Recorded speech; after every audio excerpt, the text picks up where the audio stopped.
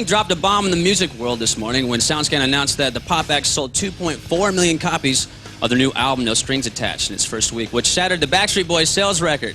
NSYNC sold more albums in 1 week than the next 23 highest-selling albums combined, and that will put NSYNC at #1 on Monday's Billboard album chart. And I talked with the guys this morning via satellite from Japan.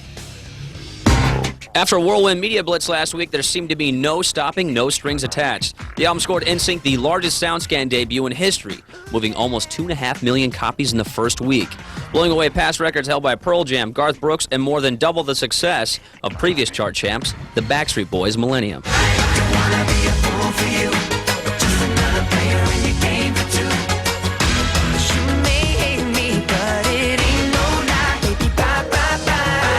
By the way, congratulations, guys. Thank you. Can you believe that? Does it feel like you guys are finally out from behind the shadow of the Backstreet Boys? I don't think we ever felt like we were in the shadows. I mean, we had our own thing going on.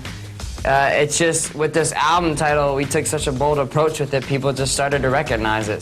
NSYNC moved more copies in its first week than the next 23 chart albums combined. But No Strings' phenomenal success wasn't always a sure thing.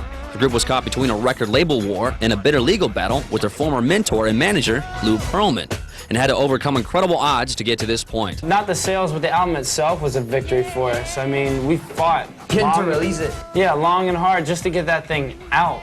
So to us, just the album itself was the victory. Everything after that's gravy. But it's some good gravy.